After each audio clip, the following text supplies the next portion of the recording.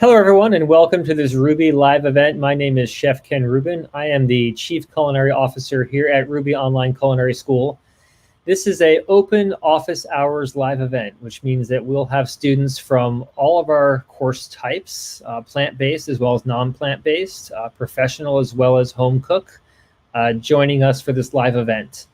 So it's an opportunity for you to bring any of your culinary questions to me for live response on air. So if you've never participated in a live event, these are designed to be interactive. You can ask a question by typing it in that box to the top right next to where you see me speaking. So type in your question, click the black add button. That'll put it into a moderation queue for our producer, Patrick, to then publish to the page. So all those questions you see there have all been approved and published. If you see a question that you like, I suggest that you click on the little heart next to it, and that will simply resequence the questions so that I get to those most liked questions first. But otherwise, take this as an opportunity to ask any questions about food and cooking, things that relate to your course or course experience. But please do know that we have students from across our entire course catalog joining. Again, plant-based, non-plant-based, professional, as well as home cook. So hopefully it'll be a great learning experience for all of you, regardless of the questions coming in. And I'll do my best to answer questions. But if there happens to be a question that I don't get to or don't answer thoroughly enough, please do reach out to us. You can always contact us through our student services channel or support@rouxbe.com. If you have a question that's more specific for me or one of the other chefs at the Rouxbe team, you can also address the question to one of us more specifically. But without further ado, I'm going to go right ahead into the questions that we have here and use it as an opportunity to have all those different types of questions answered. First question coming from Valentina is, it's from Kathy. Love your talks, Ken. Thanks. What is the best starter stainless steel fry pan to buy? Should we buy expensive and hopefully enjoy for life, or experiment with cheaper versions? I'll say, Kathy, part of it's up to you. I don't think you need to buy a terribly expensive stainless steel fry pan for it to be something that you use for life. Even something kind of mid-market, if you treat it well, will last a lifetime. But if you're looking to make a little bit of an investment, I think certainly you might find some small improvements, some enhancements in terms of even cooking or a distribution of the heat, or even just sort of longevity in terms of maybe the handle or the rivets or things like this. But there are lots of different brands out there. I personally use a variety of brands for my pots and pans and also for my knives and other cookware. I've spoken before in different live events about how I'm really not brand loyal. I think, for me, there might be an 8-inch pan from one brand that I prefer over the others, or a deeper braising pan from another company that I prefer. But there are many, many good brands out there. And again, you don't need to spend a lot of money to get a good stainless steel pan. I would say, starting in that $50 or so price range for a 10 or a 12-inch pan wouldn't be unreasonable. And they, of course, go up from there. You can spend many hundreds of dollars if you like on a pan. I do like all clad pans. They seem to be a nice combination of quality, of weight, of evenness in cooking. They are pans that I consider to be of a quality that you can certainly pass down, but they're not terribly expensive compared to like a Mavial or other sorts of more expensive, heavier pans. Michelle asks, what is the most important thing a new non-confident cook should focus on? Michelle, this is a really great question. It's an important question because part of why we exist here at Rouxbe is to really help you build confidence. And with confidence comes a certain freedom, a certain fluidity of working in the kitchen. And that's really ultimately our goal, is to have you work on your own terms. So for some people, I would say, if we're trying to, list or have some ranking of what's most important, for some people, it really might come down to just basic cooking skills, understanding moist heat, such as steaming or simmering, versus dry heat, such as grilling or roasting or sauteing. For many people, it starts with the knife and becoming really confident with cutting vegetables, cutting product in a way that's efficient and safe, and with the ability to work really clean. Um, Working with a knife is one of the barriers that a lot of people, I think, have a bit of a hurdle with, because it's kind of the beginning of so much cooking. So if the process of holding a knife, using a knife, cutting with a knife is, is something that causes anxiety or causes fear, or there's any trepidation, that's going to be a really important barrier to get through. Nothing really happens in the kitchen without having those confident knife skills. So I would say, important things to focus on your knife skills, focus on those basic cooking techniques. And, really one of the things I always share with students is, don't go into cooking thinking that you need to immediately master the entire range of competencies and techniques. There are many competencies and techniques that you might not use very, very much at all. And there's some that you might use every day. So focus on the ones that you like, that speak to the style of cooking that you like. So as an example, if you are the type of person who loves soups and stews, those sorts of dishes that are, simmered in one pot, then you might think about really understanding the technique behind building soups and stews in a really great flavor forward way. So those would be techniques like really understanding sweating, cutting your vegetables in a way that would be appropriate for the cooking time. And then what are those ways that you can build flavor so that while you're simmering, not boiling these products, you're enhancing flavor, you're developing kind of a range of flavors in your food, and that you're focusing on really having everything done at the right time, right? So you don't have certain things in there that are still hard and crunchy and certain things that are overly cooked. So just as an example, those would be some initial things to focus on. One other consideration I'll just put out there, Michelle, is that for many people, being organized is a really important step in developing confidence. There are many cooks out there who feel a lack of confidence or a sense of confusion in the kitchen, in part because the space they're working in is cluttered, or there's product that they have no intent of using, a product that might even been sitting there for a long time. So taking that step of clearing out your space and decluttering and cleaning and having the products that you 100% know you want to work with in front of you is also a great way to increase confidence. Next question from Jesse. Hello, Chef Ken. I'm thoroughly enjoying the course. My questions are, when steaming vegetables, what is the difference between using a bamboo steamer and a metal one? And do some vegetables do better in one over the other? Jesse, it's a really interesting question. I love the technique of steaming. I think it's a very undervalued technique. It's a great technique that's great for vegetables and for lots of other foods, great for reheating foods even.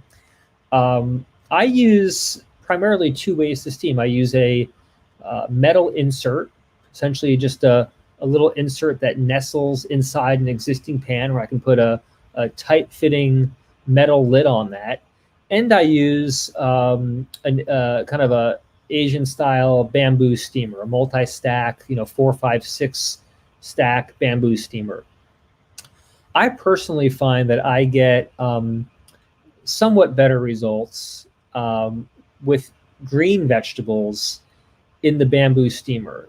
I find that because of the nature of chlorophyll and the way that chlorophyll, as it steams, creates some acidification, and how that acid over time, as it's cooking, can essentially change the color of the green vegetable from something very vibrant and green and lovely looking to something that can become pretty drab and kind of olive green, and even begin to turn more dark green or brown. And that has to do with just letting some of those acids that are naturally occurring in the chlorophyll and the greenness of those vegetables, letting some of that escape. And the bamboo steamer, because it's not hermetically sealed or very tightly sealed the same way a metal steamer might be, I find the bamboo steamer is a little bit more forgiving in some of those cases. I also find that if I'm working with a bamboo steamer, that the placement of the steaming baskets has significant impact on the outcomes of the steam product. So typically what I'll do is, if I have a 4, 5, 6 tier bamboo steaming basket, I'll put my my kind of harder, starchier vegetables, say sweet potato or carrot, or even things like broccoli stems, closer towards the bottom. My more kind of delicate or tender vegetables or sliced vegetables, whether it's sliced broccoli florets or cauliflower, in the middle, and then things like leafy greens, so bok choy and other things that might be similar, I'll put towards the top. And this ability to stack is important because you get some temperature differential between those tiers. And overall, it's still very much all steaming together, but because that bottom rack is literally right above that simmering water, you tend to have a little bit more direct heat and more sustained heat on those products. So I find it's just a little bit of a technique, kind of a strategy, let's say, to encourage more even cooking. The stacked baskets also work well because if something's done, you just take the basket off, right? So it doesn't force you into having a scenario in a singular steaming vessel that everything has to cook at the same exact pace. You've got a little bit more flexibility in there. So hopefully that answers your question, Jesse. Thank you. Anne asked a question. My husband and I are now 100% plant-based. My 100 reached his goal, but keeps losing weight and can't seem to gain even a pound back. Can you please tell me what I should cook or do to help him gain rather than lose more weight? So Anne, really great question. I think you bring up an important point that, while there are certainly many, many people who are concerned for good reason with wanting to lose weight, and a whole food plant-based diet in particular can be very effective for weight loss because of the overall increase of fiber and the overall lack of calorie-dense foods that you find in a whole food plant-based diet, because you're eliminating meats and dairy and to a large extent oils and things like this. But very many people struggle with the opposite, with trying to put some weight on. They found themselves to be a little bit underweight. They want to have more weight, and they don't want to become too thin or too thin in their own eyes. So some things I might suggest really would be increasing some of the more calorie-dense foods that exist within the whole food plant-based space. And primarily in those areas, we're talking about things like nuts and seeds. So things like cashews or almonds or macadamia nuts or sesame seeds, sunflower seeds.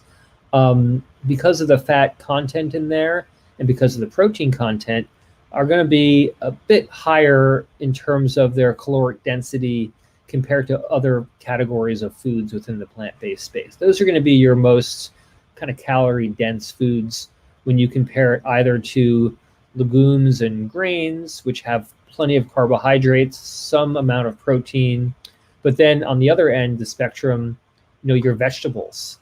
Very, very low caloric impact on your vegetables. Fruits have more because of the natural occurring sugar and fructose, but things like mushrooms and green leafy vegetables have, by volume, very, very few calories. So you look at the amount of, say, broccoli or cauliflower or spinach you could eat that might be 100 or 200 calories.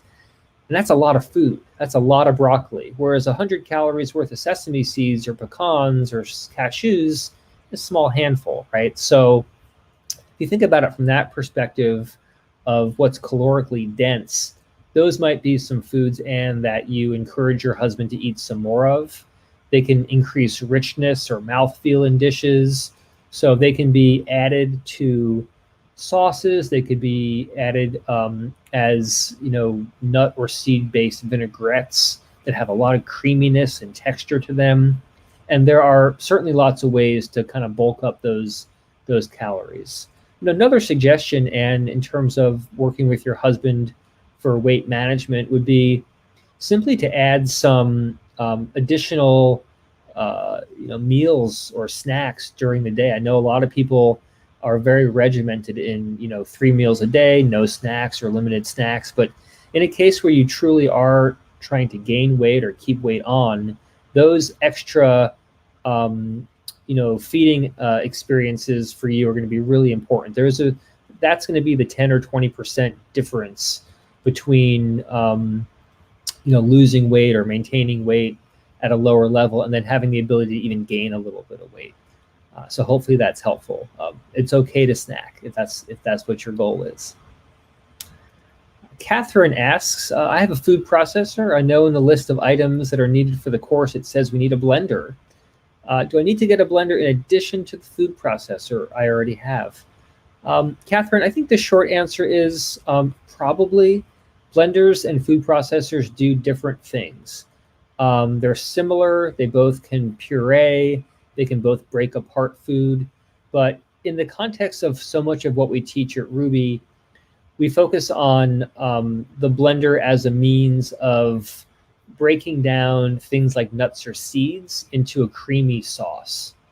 So food processors really won't do that. They're not really designed to do that. So when you think about the goal, if you're looking to make a cashew cream sauce, let's say, in a blender or a high-speed blender, even better, versus a food processor, you'll find a very, very significant difference in the final texture. A food processor is more likely to make a nut or seed-based dish that's supposed to be creamy. It'll have a tendency to make it sandy or gritty or just not as well incorporated. Next up from there would be just a standard blender, $50 blender, which we're all very familiar with, and that will produce a really good product. But if you're looking for something really creamy, really luxurious, like something like let's make a cream sauce with cashews where you can't discern any grit or grain or sandiness at all in terms of texture, then a high-speed blender, something in that Blendtec, Vitamix, Breville now makes high-speed blenders, something in that category will give you a much better end result. It's going to be that kind of step up in terms of the final product. So it's an investment. A high-speed blender costs 5 or 7 times, maybe more than a regular conventional blender. But if you treat it well, you'll have it for life, and it becomes the basis for amazing creamy sauces, vinaigrettes, smoothies, and other sorts of things that wouldn't be achievable with just a standard food processor. I'll also just add one thing quickly, is that some of those smaller food processors do not as well a job as the larger food processors. So I've got a few of them at home. I have I think one that's maybe 4 cups and another that's 7, another one that's 11. And the larger model food processors have just a significantly larger motor that creates more revolutions per minute and much better outcomes in terms of blending things like bean pastes or hummus or things like that. Carol Ann asks, is there any nutritive value in making a broth from the pulp of veggies, fruits that have been juiced? Yeah, there's some nutritive value, but I'll say that, if you just depend on the pulp, you're going to be really disappointed in terms of the overall flavor. When you're juicing carrots, let's say, and you're left with just the pulp, the vast majority of the flavor, the phytochemicals, the things that make carrots interesting are going to be in that juice. So I would say, if you're making some stocks or broths and you want to enhance those products with some of those, kind of remnants from your juicing experience, I would say that's fine, but I wouldn't depend on it. I think it would lead to a fairly bland final product, and one that otherwise wouldn't really contain a lot of the aromatics or phytonutrients or flavor really that you'd want. Next question here. Hi, Ken. For the graded to-do activities you require, it says be descriptive of taste, texture, and other sensory indicators that explain ways to improve or modify your process. Can you give me a few exemplary descriptions? How extensive should I be? You don't need to be super extensive. We're asking just for a few sentences or a few words where we can get a good sense from you of what it is you did, why, how it tasted, how it felt. So if you were talking about the flavor of a dish, you'd really want to understand from a flavor perspective, its relative sweetness, its acidity, what prominent flavor notes do you get? Does it taste of roasted garlic? Does it taste of lemon? Does it taste of the herbs that you put in? So all those notes become important for flavor. Texture, is it creamy? Is it soft? Is it crunchy? Is it brittle? How does it feel in your mouth? How does it feel in your hands? Is it doughy? Is it stretchy? What are all those things that you can use, those terms you can use to describe that food? It's useful when you're coming up with these descriptions. Imagine you're describing the dish or the food to someone who's never had it before. How would you describe it? Use language in a way that becomes very evocative of those experiences. In terms of other sensory indicators, these could be things like, wow, this made me sweat, or this was really soothing. It made me feel comfortable. If there's a spiciness or a piquant sort of flavor characteristic, the heat of black pepper or of chilies, or the numbing quality of Szechuan peppercorn, or the kind of freshness of adding parsley to something. These could be other kind of indicators around the sensory experience. I find that for people who are learning to write in these ways, it's almost good just to make a list of terms, right? So you've got a list of things that you might like in food. It could be crunchy, savory, creamy, whatever it is. And, use those lists as kind of a guide for yourself. And even if you did a quick Google search of like descriptive food words, words that food critics use or wine tasters use, that might be really, really useful for you. Next question. This is my first online course that I've ever taken. Well, congratulations. Welcome. We have a lot more people learning online right now, so you're not alone. I'm not sure what to ask. That's fine. I'm signing in how to learn to navigate the course. One of the things I think about the course, or really any Ruby courses, is that our system is designed to be very intuitive. It's designed to kind of walk the learner through a pathway to become successful through the sequence of tasks. So, first thing would be, make sure you watch the course platform tour. That's something that you can see in the first few tasks of the course. In many courses, it's task number 3.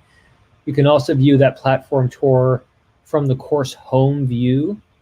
So watch that platform tour. It's just about 5 minutes. It really gives a good overview of how to navigate in the course. So for instance, you can always move around the course from the course home view. That's the view that looks like a syllabus that has all the units, lessons, and tasks all lined up right in front of you.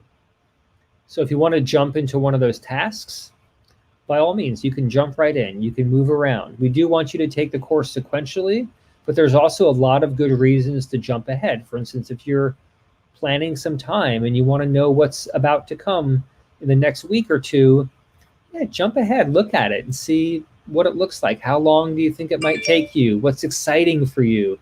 All those things are completely fair game. Important part of the course also is how to get support and help. So within each course, there's a Q&A button at the bottom of every task. There's support functions. We have an amazing support team. They're always available to help people who are trying to figure out how to navigate the course. But you can always go back and revisit tasks that you've watched. You can always go back and rewatch videos. Just because you completed a task doesn't mean you can't see it again. And just because you're in a task doesn't mean you have to complete it at that moment. You can just look at it and say, great, I'm just mentally preparing myself for this. Maybe I do this task next week.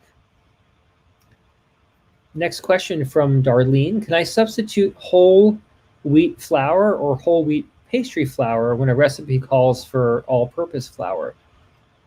I would say in most cases, yes, you can. And you might find some better results using a lighter flour. So we have things on the market now like a white whole wheat flour, which is just a softer, more supple, less fiber rich, but still whole wheat flour blend. And King Arthur makes a really great white whole wheat flour that I like to use.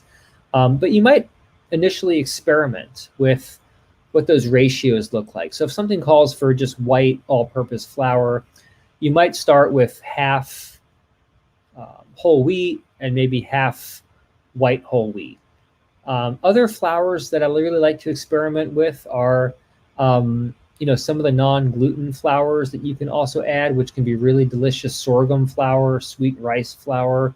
Some of these also work in a nice proportion, depending on the recipe that you're in. But by and large, it almost depends on the recipe. If it's something like a flatbread, you might be able to go 100% whole wheat on that pretty easily without a lot of changes. But for other things, you might find that the texture or the density or the ability for that product to rise or do its job would be affected, would be altered. Next question, can a serrated knife be sharpened? For a chef's knife, can something like a chef's choice device work to sharpen the knife, or must it be a whetstone? So let's date and talk about the serrated knife first. Serrated knives are really kind of in a class of their own when it comes to knives. They can be sharpened, but they can't be sharpened on a whetstone or any sort of grinding or rotary style knife sharpening system, like you mentioned with the chef's choice device. There are ways to sharpen your serrated knife, but it's painstaking, it's slow. Typically, you have to send it out. A lot of times, the manufacturer says that they'll do it. But in many cases, serrated knives just have a much, much longer life of being sharp compared to your chef knife. And part of that's just based because of the benefit of it being serrated. Like those little teeth cutting into something creates a lot more room, a lot more margin for error, a lot more margin for dullness compared to that flat edge of a chef knife, let's say. So I would say, if it's a serrated knife that you have and you need to sharpen it, it's been around for 10 or 15 years maybe. Certainly if you have a knife sharpening service, you might send it off to that. They might say, hey, it goes to the manufacturer. But otherwise, a chef knife can be sharpened effectively on one of those electronic type knife sharpening systems, the Chef Choice being one. I own a Chef's Choice knife sharpener that I use from time to time. I also still use a whetstone. I also still use a service sometimes. Sometimes I'm, wanting to get some of my knives sharpened. I just don't have the, 2 or 3 hours that I would need to commit to taking out the box of knives and getting the whetstone and doing it properly. There was a point in my life where I really enjoyed that meditation, but now with how busy everyone's gotten, it's a little bit less in my time frame. So I'll send it out to a trusted knife sharpener, a person who'll treat it really well and not come back and have your knife, ground down too much. That's the The issue with some of these knife sharpening services is that they might not treat your knife very well, depending on what they're used to sharpening. You don't want to go to a sharpening service that doesn't really specialize in knives. They might sharpen lawnmower blades and whatever else. Monica asks, what is your favorite vinegar to cook with? Are there any flavored vinegars you like to enhance your dishes? Oh gosh, great question. I'm a huge fan of vinegars and acids in general. I love the use of citrus and vinegar in my food. I find that the liveliness, the lifting, the freshness, all add a ton to the sorts of dishes that I like to eat. I eat a lot of bean dishes and grain dishes, a lot of mushroom dishes that have a very baseline, kind of deep, earthy type flavor. And I find that acidity is a great way to finish those dishes, to lift them up, to give them some life. When it comes to types of vinegars, some of my favorites are sherry vinegar. I find sherry vinegar to be very, very useful in a variety of cuisines, not just Mediterranean or Spanish style cuisines. Has amazing depth and nuttiness and some sweetness. I do like champagne vinegar. I do like rice wine vinegar. Various kinds of red wine vinegar work really well. I'll sometimes make vinegar as well with wine. Really when it comes to flavored vinegars, there's not a lot of them that I use. I did at one point in my life start infusing vinegars with things. I would take, say, an apple cider vinegar base and put smoked chilies in there, or other sorts of things like peppercorn or bay leaf and other things, just to create some more interest in the vinegar itself. But those are probably my best examples in terms of vinegars and things like that. But big fan of them for sure. Next question here from Terry. Can you explain the technique for dicing or cutting matchstick carrots so everything is square? Yeah, it's a great question. We cover this in the basic knife cutting unit or lesson that you have in your course, Terry. So you might go back and review that, because we do have some of these videos likely already in your course. But the basics are that if you're cutting let's use a carrot as an example. The first thing you'll probably want to do is cut that carrot in half, so that you're not working with quite such a long length of carrot. And then along the bottom of that carrot, you just want to cut out a very thin, small plank that you could use to stabilize the carrot. In other words, if it's rolling around your cutting board and you're trying to cut straight lines, it's going to be very, very difficult. So go ahead and do yourself a favor, cut a little plank off the bottom just so you can balance it so it doesn't roll around. And then from there, you have a carrot on your cutting board, and you can cut essentially long, lengthwise, long vertical planks. Imagine them being pieces of wood out of a log. And after that, you put those pieces of wood, imagine them being all straight up and down. You put them on their side so they're stacked, and then you do the same thing. And it's already flat, and you cut your matchsticks or your batons from there. So you went from having wood planks to wood sticks, let's just call it, but carrots, right? And then from there, you cut crosswise, perpendicular, to make your cubes or your diced pieces. So depending on how thick those matchsticks or those batons are, and then depending on how you cut perpendicular to those, that will determine the size of your ultimate dice. And you can do something very, very thin, 1/8 of an inch, 1/16 of an inch, all the way to a large dice, 1/2 an inch or more. So it really just depends on how you're working. Valentina asks, hey, can I have a question about adding greens to soups and stews? One of my favorite things to do. I've noticed that some recipes suggest adding them towards the end and cooking them briefly over medium heat, while others suggest simmering them over low heat. Which method is better? Both methods are appropriate and both methods work. It really depends on partially your aesthetic and what you're looking for out of the dish. And part of it is the kind of green that you're using. In cases where you're adding greens to soups and stews to kind of finish, those might be greens like spinach or even kale.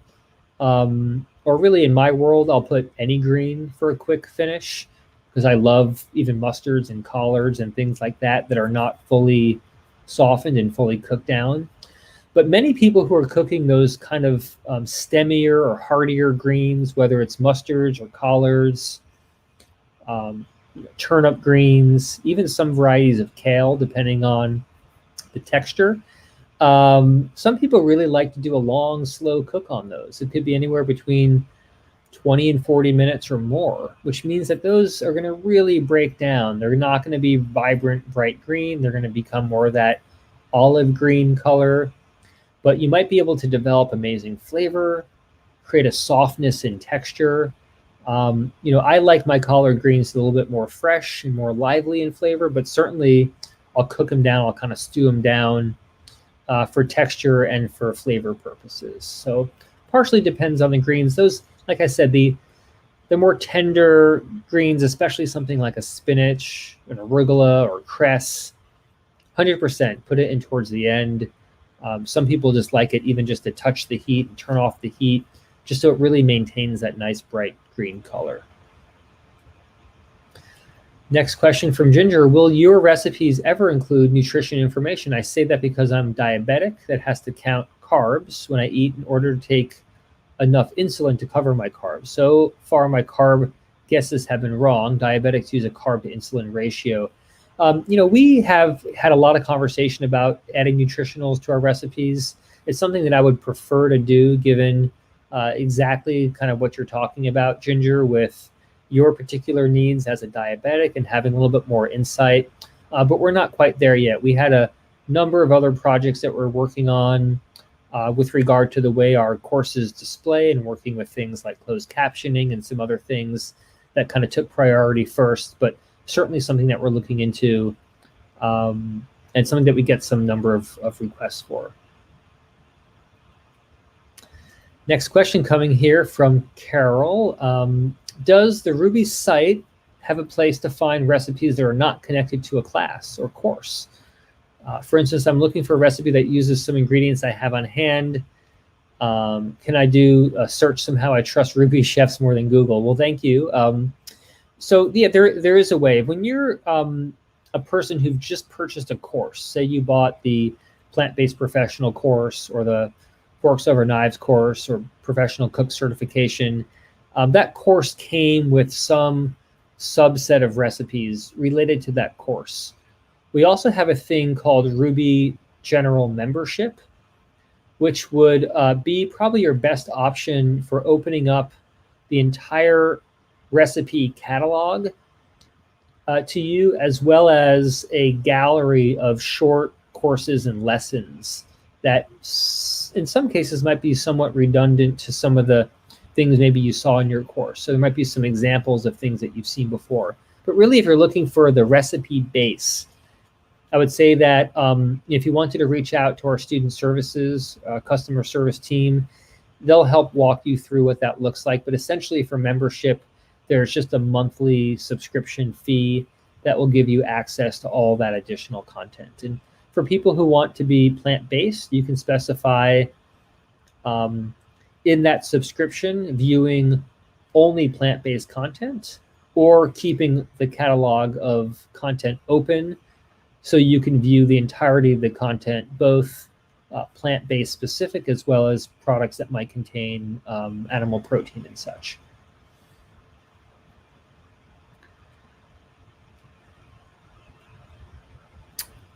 Next question here. I can't find creme fraiche locally. What can I substitute for it?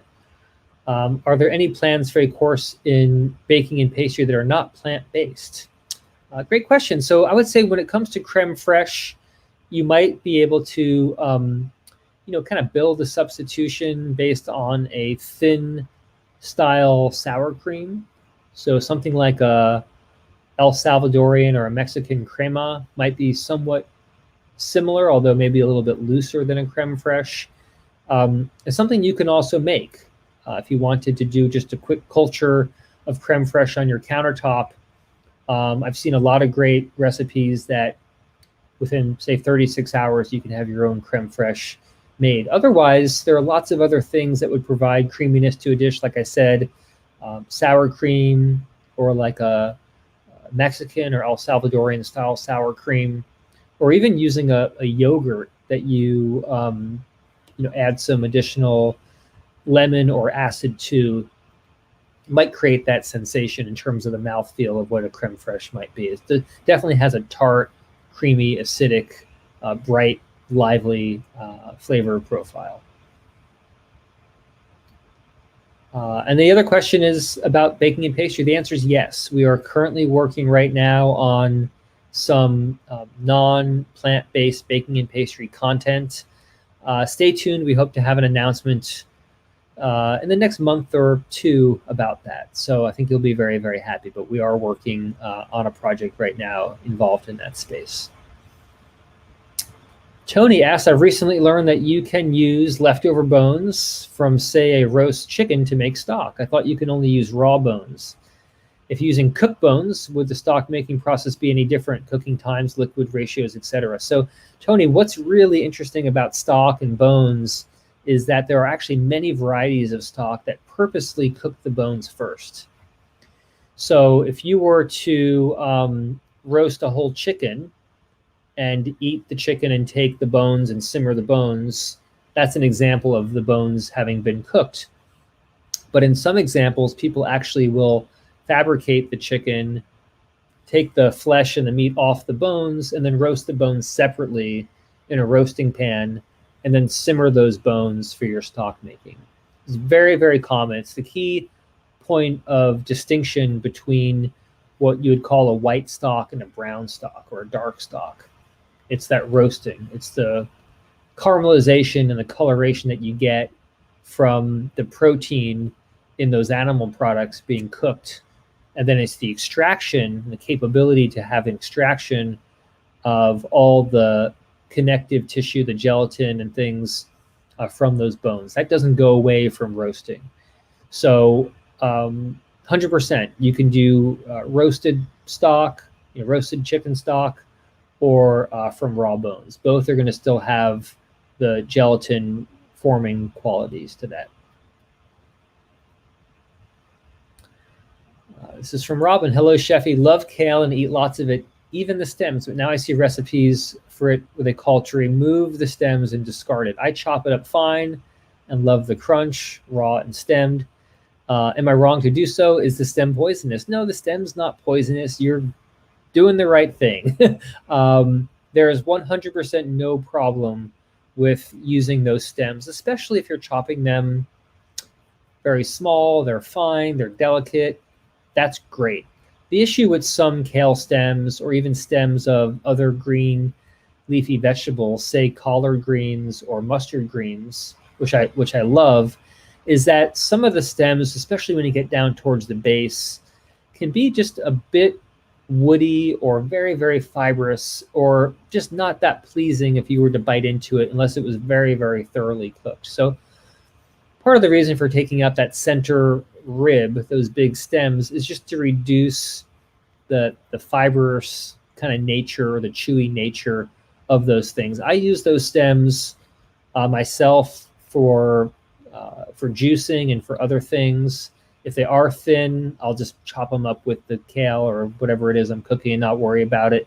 But if they're really, really big, I'll take them out and find some other purpose, just because they can be a little bit much in terms of chewing sometimes. Next question here from Carol. When a recipe calls for chopped scallions, do you assume they want you to use the bulb and the green part? Does it depend on what you want the end product to look like? Is there a flavor consideration? Great question. So, chopped scallions, I'll say, really should include the white as well as the green. And when I'm using scallions, I like to slice them very, very thinly. I'll oftentimes use the majority of the green, but I have found that in some cases, when you get towards the top of the green, they can just be a little bit less tender, more tough in character. So unless I'm really chopping it up a lot or making it very, very finely sliced or pureeing it, I might not use the very, very tippy tops of those scallions. But otherwise, what you're looking for is a combination of color and flavor. next time you cut the scallions, just one suggestion, and do this with your other foods as well, but one suggestion is just to taste it. So taste the white part towards the bottom, closer to where it's rooted into the ground, and you'll have a very specific kind of almost oniony, sharper type flavor. Whereas if you go up the scallion itself and you get into the green, you're going to have a little bit more of a kind of herbaceous green flavor, a little bit different flavor profile overall because of the chlorophyll, but overall still delicious, right? So it's a combination of things, but go ahead and taste it. It might be really interesting for you to see how those two parts of the same plant have a slightly different flavor. Hi, Ken, another question. You recommend stainless steel for pots and pans. What do you do so that the food is not burned? I turned to Tefal coated pans because it was easier, but happy to switch. So yeah, non-stick pans are going to work really well, especially if you're in a no oil type of a cooking program because of the the inherent non-stick. But I like stainless steel even for no oil cooking, and here's the reason why. Number one, stainless steel pans compared to most non-stick skillets or pans are just going to have a much better ability to capture and retain heat. They're going to do a better job of cooking evenly. And if you're getting burning on your pan, the best thing to do is just moderate your temperature and apply things that we teach when we're teaching no oil or dry saute, where as color in the bottom of your pan begins to develop, you're essentially adding stock or broth, or if you have to, water, to lift off what we would call in classical culinary terms the fond, the base, where you have a lot of depth of color, caramelization, creates some richness, some sweetness, some balance between sweetness and those other flavors that are being developed.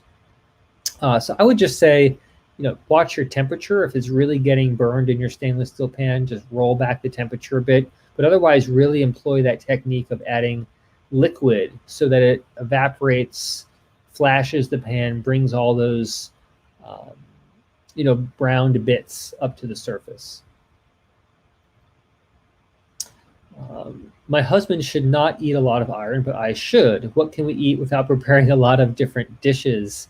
I would say that, if you're looking at something like iron, you're going to be looking at some of these, green leafy vegetables and things like this that have just a lot of iron in them. It might be just a matter of you making a dish, that your husband will be happy with. And then if you want the iron, you can add in some of those vegetables in as a finishing touch. So it could be that they get folded in towards the end and you have kind of a batch that you made. You pull part of it off and you finish it for yourself. Or it's just all stuff you add in on the top, on the side. So you have your shredded green leafy vegetables and things like that. They're going to be more iron containing. So hopefully that works. You don't want to make it too complex. Cook the same thing, leave one of the or two of those ingredients out, and then add it in as you see fit. Carol asks, I added silken tofu to a homemade marinara sauce while it was simmering with the hope that it would thicken the sauce. The tofu stayed crumbled or curdled. It tasted fine, but I'm wondering how to incorporate it to make a smooth sauce. So you answered your question here. A food processor or a blender would help make a smooth sauce with the silken tofu. But even a different suggestion here, Carol, would be in the case of a marinara, if you want to add some creaminess or some density to it, I would just add a few tablespoons of cashew cream, which is just made by soaking cashews in water and pureeing them.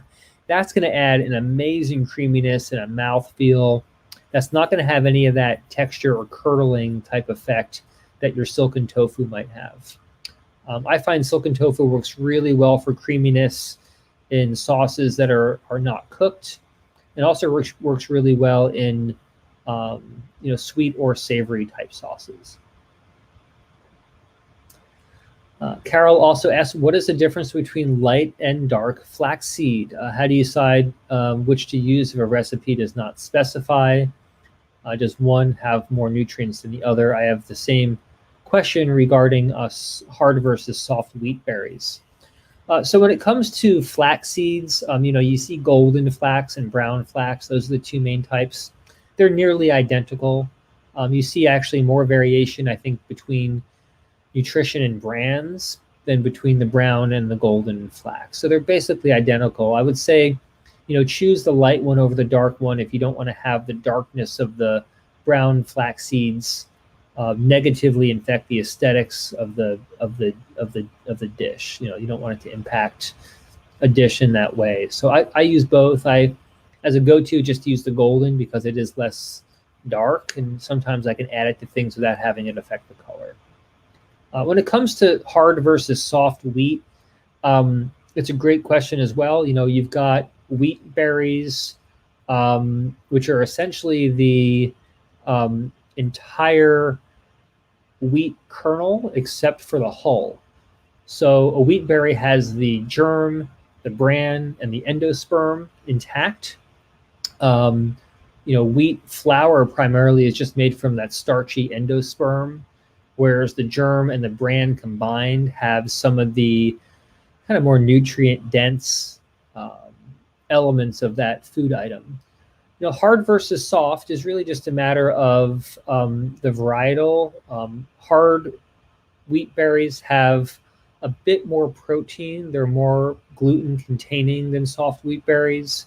It's oftentimes why you see hard wheat berries or made into flour being more used for breads and baked goods and things like this, whereas the softer ones might be used for pastry, more delicate applications. But they're very, very similar. I would say both are going to be, high in protein, but the hard wheat has just a bit more protein.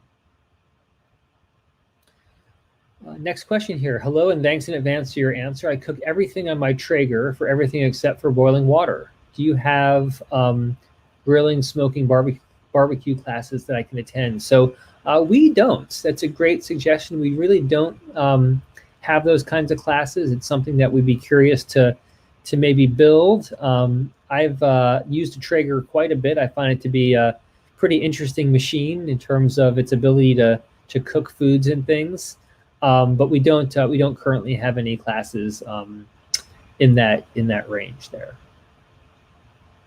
Darlene asks, what's the best and easiest way to make chicken stock? So Darlene, I would recommend, if you have chicken stock as part of your course going into that lesson, it's a full lesson that should walk you through stock making in a stock making unit or lesson. But essentially what you're doing is just combining chicken bones with like mirepoix, so 2 parts of onion to celery and carrot, bay leaf, plus maybe some parsley and some peppercorn or a piece of leek, other aromatics. And you're slowly simmering that product for a number of hours. And then you're skimming off the top of that some of the coagulated protein and other sorts of, things that naturally come off the chicken, and to a certain extent the vegetables as they cook. And what you're looking for really is a lot of flavor extraction from those foods, and a nice amount of clarity in that chicken stock. And ultimately, when you're using animal-based stocks, one of the other elements that makes it unique is the extraction of gelatin, which actually gives a mouthfeel sensation, kind of a mouth coating sensation. This is why something like chicken stock can add some body and some richness to a food, not just flavor to a food. Carol's question says, can I freeze marinated tofu that I'm planning to grill later for a tofu burger? Yes, you can. If it can be frozen, should we thaw before grilling? Yes, for sure. You should thaw or partially thaw. It doesn't need to be 100% thawed, but I wouldn't put it on there as like an ice brick, right? I'm trying to avoid having to take a tofu press on a short vacation by prepping as much ahead of time. So that sounds great. What I would do is I'd marinate, I'd freeze. I would just what they call slack it, or do a partial thaw or a full thaw before you cook it. Should be fine. Is high heat cooking, roasting or sauteing at a high temperature unhealthy? So, Jerry, it's only unhealthy to the extent to which if you're using oils, that those oils are being compromised or oxidized or beginning to smoke. I would say otherwise, it's a very healthy cooking technique. There are some research studies out there about, some effects of browning food or browning starchy food, and some links to acrylamides and cancer. But I'll say that, if you were to do the balance of eating roasted vegetables versus the risk of eating those roasted vegetables, I would 100% say eat the roasted vegetables. Now, if you're using a lot of oil or low quality oils, or those oils are getting excessively hot during the cooking process, then you could be dealing with some issues around oil that's been oxidized or compromised, and that wouldn't be particularly healthy. Hi, Ken. The knife sharpening lesson refers to aligning the burr on the edge through alternating passes on the stone and descending numbers, 10 per side, then 15. I cannot tell if one back and forth equals 2 passes or 1. So Hannah, it actually doesn't really matter. If you want to count it as 1, that's great. If you want to count it as 2, that's great. The important part is that you have that kind of descending, so you're gradually edging into grinding off that burr. So you might say, hey, I'm doing it this way, and I might have to double it. It's just a matter of nomenclature.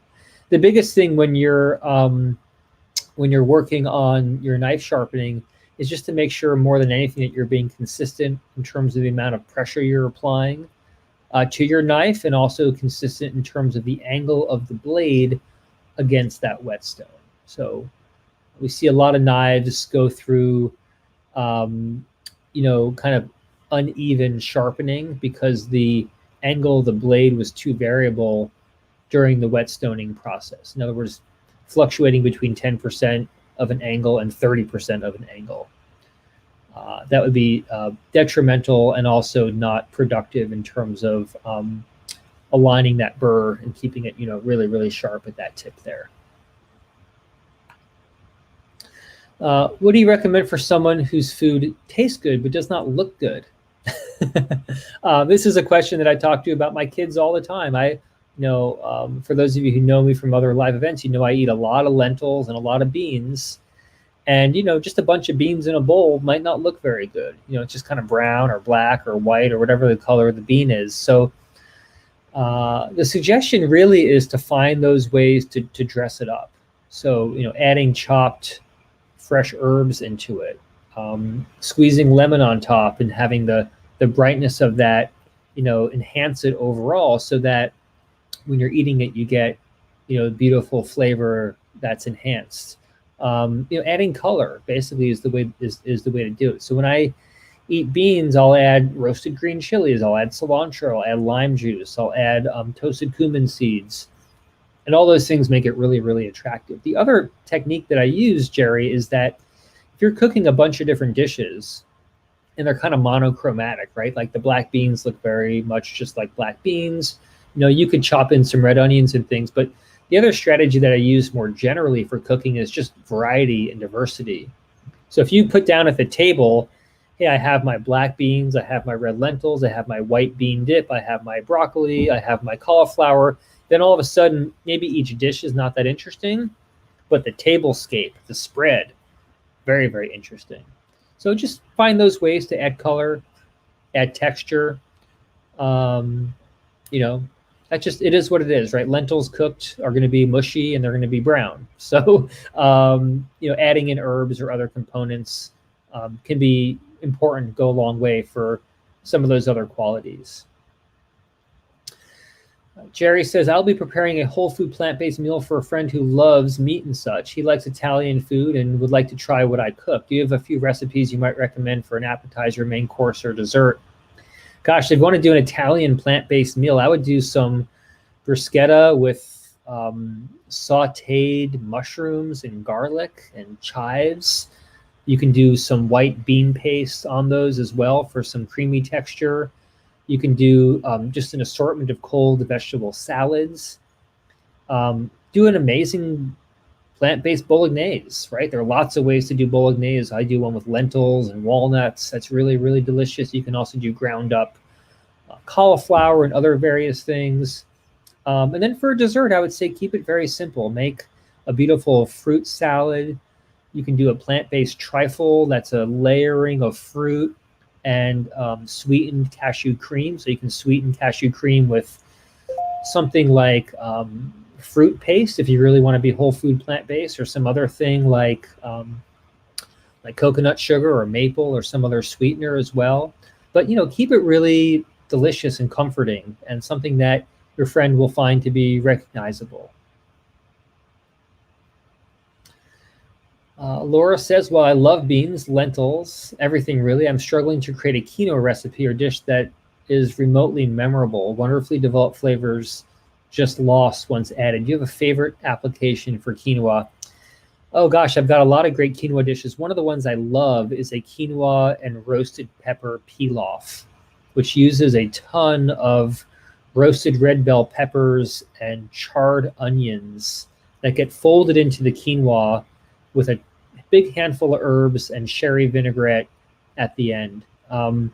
That's a dish that just has the sweetness and the smokiness of the peppers, the red and the green color from the peppers, the char and the sweetness from the onions, and then just the lift of the herbs. That's probably my go-to quinoa that I love. It's super easy to make. I find that it's wonderful warm the day of, but makes an amazing cold salad the next day.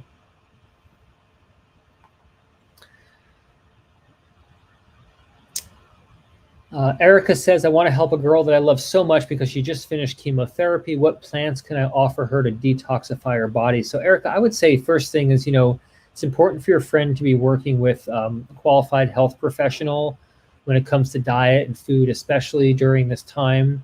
There are many, many foods that can support cancer recovery.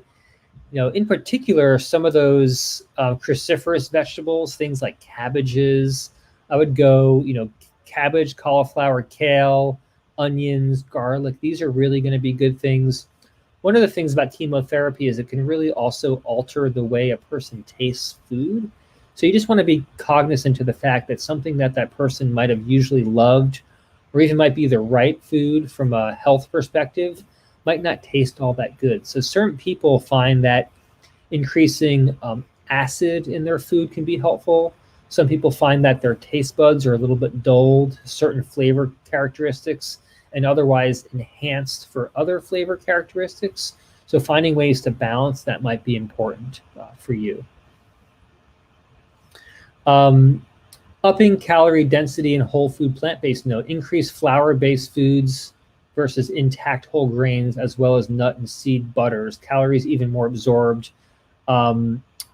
more easily than nuts, whole seeds, and avocados, but freer with maple syrups or more refined natural sugar. So that's a great suggestion. Just by way of digestion, you're going to have more caloric absorption with a nut butter versus eating those ground nuts. You're going to have a little bit more absorption, or a bean flour versus a whole bean. So really, really good suggestion.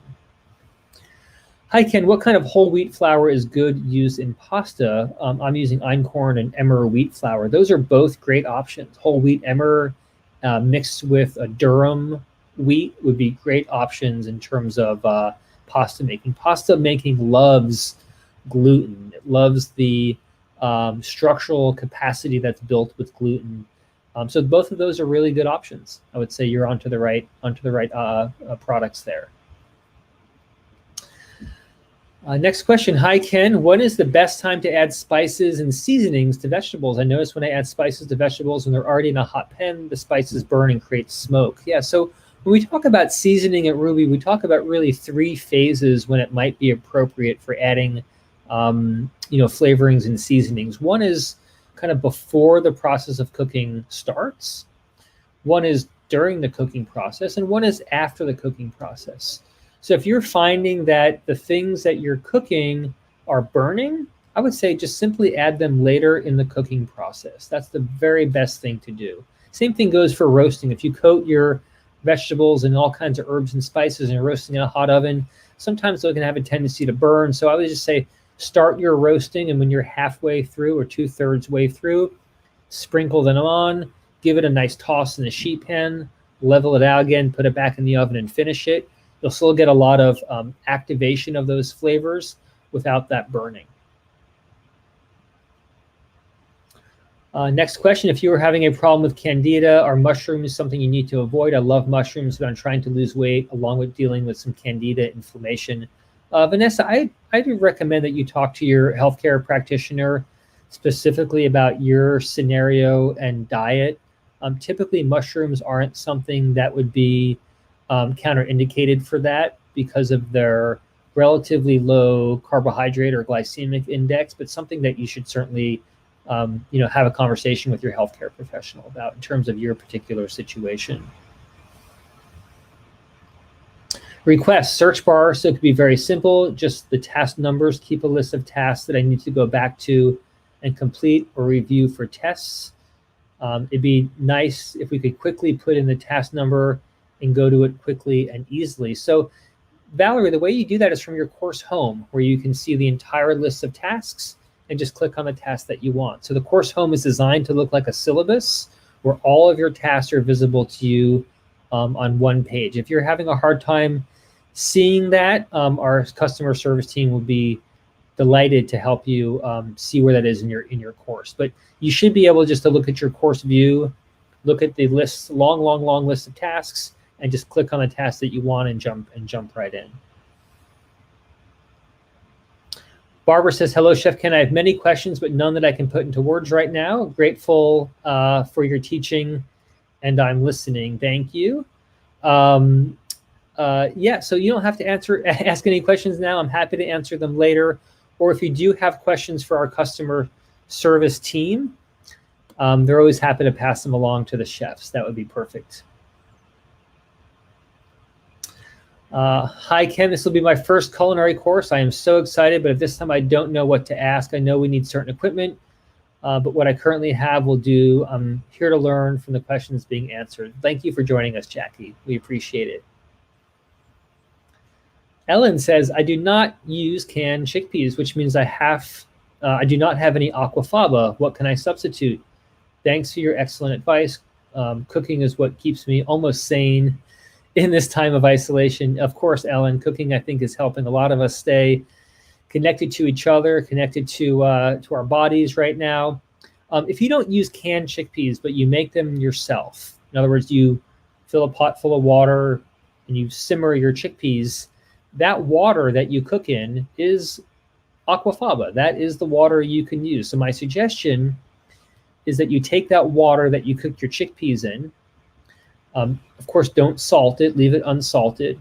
And once your chickpeas are cooked, strain that water so you take out any little bits and pieces of the chickpea skin or whatever might be in there, and then reduce that liquid. If you reduce that liquid, what you'll see is that the viscosity, the texture of that liquid increases significantly and will actually resemble that kind of thicker water that might be more prevalent in a canned version of those chickpeas.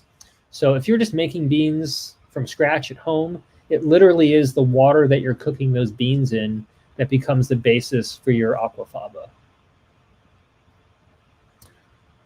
Jacqueline says, I'm not doing it for the credit or certificate. Can I still once in a while answer the questionnaire, and will I have access to the same feedback? 100%. So whether you're looking at this from a completion point of view or just more of an enthusiast perspective, feel free to use the course as you wish. There's no reason not to ask questions or get feedback just because you're not pursuing the certificate at the end. So Jacqueline, I just encourage you to leverage it the way you want. The one thing about Rouxbe is we do have learners of all kinds working with us and working towards their personal and professional goals. So there's nothing wrong with that. We encourage you to learn in the very best way that's most relevant for you. So welcome. Great questions today. That was really fun. I'm so glad to have had the opportunity to support so many of you. We had a great number of excellent questions across a range of topics. If I didn't get to your question or if there's something I didn't answer thoroughly enough, please do reach out to us. We are always happy to help. And until next time, we look forward to seeing you in class, and happy cooking. Take care.